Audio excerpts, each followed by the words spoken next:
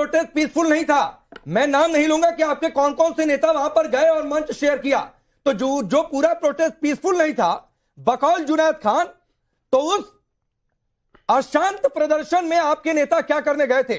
और आज अगर कहा जा रहा है कि ठीक है वैसा ही प्रदर्शन करेंगे या इस प्रदर्शन को हमारा साथ है, जो कह रहे हैं कि शाहीन बाग समझ रहे तो समझिए, तो क्या एक बार फिर से अनरेस्ट होगा? और उस अनरेस्ट में क्या बैकडोर से कांग्रेस पार्टी सपोर्ट करने जा रही है? देखिए राकेश पांडे भाई, सबसे पहले तो समझना पड़ेगा कि हमारा देश में लोकतंत्र है, और लोकतंत्र है तो संविधान से प्रोटेस्ट करने का अधिकार सभी को है। वो प्रोटेस्ट करने जंतर मंतर पे आ रही है तो सरकार को तय करना है कि किसानों की तरह छाती में कील तो नहीं ठोकनी है। 1000 किसान मारने को, अगर सरकार की मंशा ऐसी रहेगी भाषा नहीं होनी चाहिए, देखने को मिलेगा। भड़काऊ भाषा, मैं तो समझता हूं अभी प्रोटेस्ट शुरू नहीं हुआ और आप भड़काऊ भाषा शुरू कर दी। 1000 छाती में कील ठोकने का क्या मतलब होता है? अरे भाई तुम अरे पंजाब में अभी प्रोटेस्ट चल रहा है किसानों का, और उसमें क्या स्थितियां बन रही है वहां पर? 2 शब्द बोलो जरा, कहो आम आदमी पार्टी को किस तरीके से किसानों के साथ अत्याचार हो रहा है, उस पर सवाल जवाब नहीं है क्या? पंजाब के वहां भी हालत खराब कर दिए। अरे तो बोलिए ना फिर, कहिए आम आदमी पार्टी को, कहिए केजरीवाल को, किस तरीके से किसानों के साथ अपमानजनक स्थिति हो रही है, किस तरीके से उनका चीफ मिनिस्टर मीटिंग से उठकर भाग जाता है, किस तरीके से वो कहता है कि मुझे कमजोर मत समझो।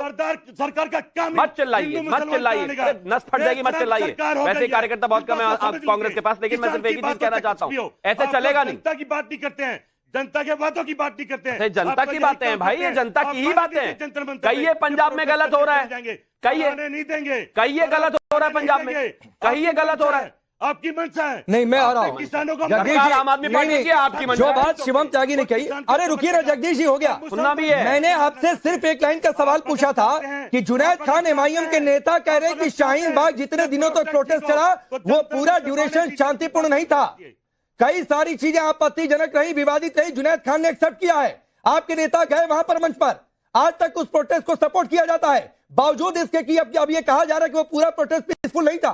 आप उस सवाल का जवाब देने की बजाय, एक अपील करने की बजाय कि लोकतांत्रिक तरीके से प्रदर्शन करिएगा, आप ये कह रहे हैं कि छाती पर कील ठोकने की तैयारी है। अरे भाई राकेश पांडे जी, हम विपक्ष में हैं, तो क्या करेंगे? भड़काएंगे लोगों को, आग लगाएंगे देश में। आप शांति से विपक्ष पर है तो लाइसेंस है लोगों को भड़काने का। आप शांति से आने दीजिए और प्रोटेस्ट आप सुनिए। राकेश पांडे जी, सरकार से अपील करता हूं, उनको शांति से जंतर मंतर। अरे सर, सरकार से अपील करिए, लेकिन जो प्रोटेस्टर्स हैं उनसे भी अपील करिए। जगदीश जी, वोट बैंक की पॉलिटिक्स में इतना मत खो जाइए कि जो प्रोटेस्टर्स हैं उनसे भी अपील मत करिए कि भाई मेरे आओ, प्रदर्शन करो लोकतांत्रिक तरीके से, आपका हक है, लोगों को दिक्कत ना हो, इस बात का भी ध्यान रखना होगा। ये अपील आपसे नहीं की जाती है जगदीश भाई। मैं बता रहा हूं, वो ठीक, मैं बता रहा हूं, अगर उनको रोका नहीं जाएगा तो कोई बात नहीं होगी। अच्छा ठीक है, नहीं ठीक है। अब अवधेश जी, मैंने सिर्फ एक लाइन का सवाल पूछा था और जुनैद खान ने आज बड़ी साफगोई से एक्सेप्ट किया कि शाहीन बाग पूरा प्रोटेस्ट पीसफुल नहीं था, बहुत सारी चीजें विवादित हुई, और दिल्ली पुलिस ने कोर्ट में यह कहा है कि यह कोई दादी नानी का विरोध प्रदर्शन नहीं था, स्थानीय समर्थन की कमी थी, दूसरे इलाकों से लोग लाए गए थे। यह दिल्ली पुलिस का कोर्ट है, कोर्ट में सिर्फ एक सवाल पूछा था और जगदीश भाई कह रहे हैं छाती में कील ठोकने की तैयारी। तो ये अपोजिशन का काम है क्या इस देश में? नहीं, जुनैद खान नहीं भी बोलते तो शाहीन बाग का जो धरना था वो तथा कथित, उसको बाद में कहूंगा, वो आपको जामिया के एरिया में गोली चलने से लेकर के और बस में आग लगाने से लेकर और बाद में दिल्ली में सांप्रदायिक हिंसा में परिणत हुआ था, जिसमें पुलिस वाले घायल हुए थे और क्या क्या नहीं हुआ था। तो हिंसा तो हुआ ही उसमें, आपको पत्थर ऊपर से चले हैं लोगों के, पुलिस वाले पर चले हैं, लोगों पर चले हैं, और उसके बाद दिल्ली में भीषण दंगे हुए हैं जबकि यहाँ अमेरिका के राष्ट्रपति आए थे, और जो उसकी जांच रिपोर्ट है उसमें यह भी पता चला। देखिए, शाहीन बाग भारत के आंदोलन के इतिहास में एक इतना भयानक मोड़ वाला आंदोलन था जिसकी कल्पना नहीं की गई थी।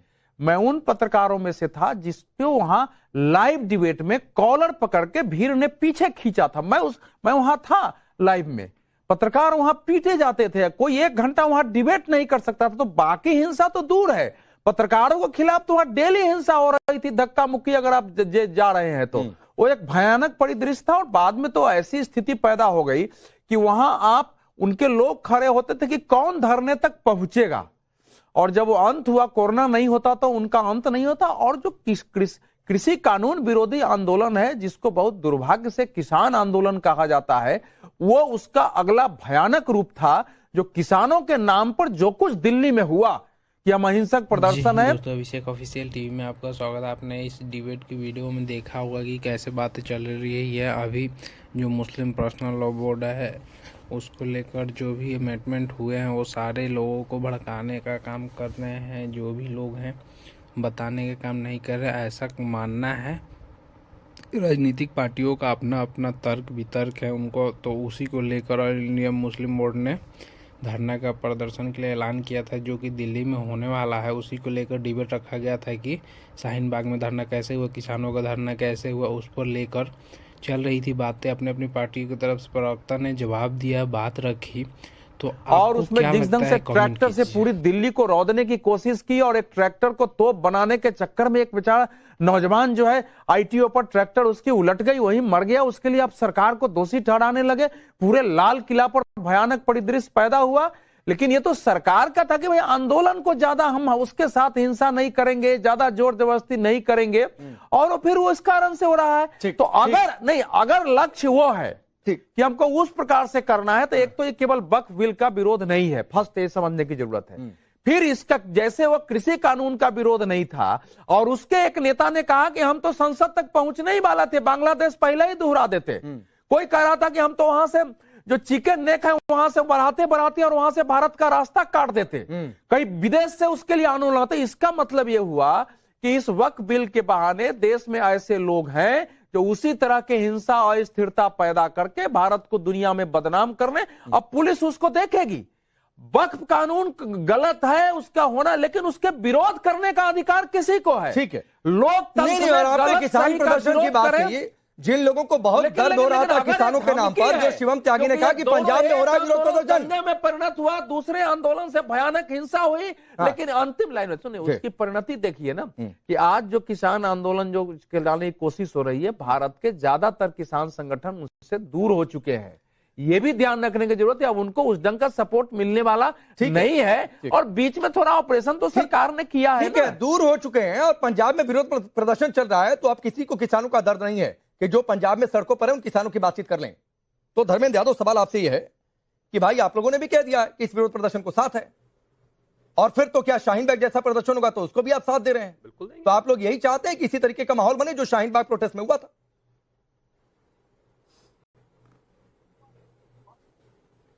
राकेश जी, आप बुद्धिजीवी पत्रकार हैं और आज की जो डिबेट है वो वक्फ बिल को लेकर के है। तो मुझे लगता है इस देश के लोगों को जानने का हक ये भी है कि जो वक्फ बिल के विरोध में बात कर रहे हैं उनकी मांग क्या है, उनको क्यों ये बिल स्वीकार नहीं है, उसके बारे में मेरे ख्याल से बातचीत हो जाए। क्योंकि अवधेश जी का ज्ञान तो सबने देश ने सुन ही लिया। जो किसानों को बता रहे हैं कि हिंसक हैं, वो आंदोलन नहीं कर रहे थे, हिंसा कर रहे थे, तो किसान को भी हिंसक बता दिया। और सरकार ने तीनों काले कानून वापस भी ले लिए, उसके बारे में उन्होंने बता दिया। तो सरकार की कमियों को भी डिफेंड कर रहे हैं और किसान को हिंसक भी बता रहे हैं। तो जो विरोध है वक्फ बिल का वो क्या क्या है मुझे बताइए। वक्फ की कमेटी में किसी दूसरे धर्म के व्यक्ति का होना क्यों जरूरी है, ये बता दीजिए मुझे। चलिए, आप बता दें, सुनिए ना धर्मेंद्र भाई, किसी दूसरे इन सारे सवालों पर पिछले 1 साल से चर्चा हो रही है। जेपीसी बनी है तब से 10वीं बार मैं डिबेट कर चुका हूं। सुनिए, 10वीं बार इस पर नहीं ठीक है भाई। आप किसानों की चिंता कर रहे हैं। आपके किसी नेता ने पंजाब में जो सड़कों पर किसान है उनकी बात एक बार नहीं कही, क्योंकि वो किसान आपके लिए किसान नहीं होंगे फिर तो, क्योंकि फिर आपके अपने सो कॉल्ड अलायंस की बातचीत होगी, आपके सो कॉल्ड वोट बैंक की बातचीत होगी। वो कमेटी की बात करो, आप किसान की बात कर रहे हैं। क्यों किसानों की बात क्या करें? जुर्म है किसानों की बात करना। किसी दूसरे धर्म के लोगों का होना क्यों जरूरी है? नहीं, जुर्म है किसानों की बात करना। अभी आपने कहा कि किसानों को गलत कोट कर दिया अवधेश जी ने। आप किसानों की बात करें तो ठीक है, और जैसे मैंने पंजाब में सड़कों पर जो किसान है उनकी बात की, तो आप कह रहे हैं कि मैं किसानों की बात करने लगा। किसानों की बात करने से दिक्कत होने लगी है क्या? धर्मेंद्र यादव ज्ञान देने लगे यहाँ पे आके। नहीं, लाल किले पर जिस आंदोलन में 750 लोग मर जाएं, पुलिस वाले घायल हुए, भर्ती हुए। वीडियो देखने के लिए आप सभी का बहुत बहुत धन्यवाद। मैं बता दूं ये वीडियो टाइम्स नव भारत की स्टूडियो पर रिकॉर्ड हो रहा था। राकेश पांडे एंकर हैं, आए हुए लोग हैं शिवम त्यागी, अवधेश कुमार, प्रोफेसर धर्मेंद्र यादव, जुनैद खान, जगदीश शर्मा, ये सारे लोग आए हुए थे। इन्होंने अपनी अपनी बातों को रखा। और ये वीडियो आपको कैसा लगा कमेंट करके हमें ज़रूर बताइएगा। आप हमें कमेंट कीजिएगा तो हम आपके कमेंट को अगले वीडियो में रिव्यू करेंगे। तो हमें उम्मीद है आप हमारे चैनल को सब्सक्राइब कर लिए होंगे। तो मिलते हैं एक अगली वीडियो में, तब तक के लिए जय हिंद, जय भारत।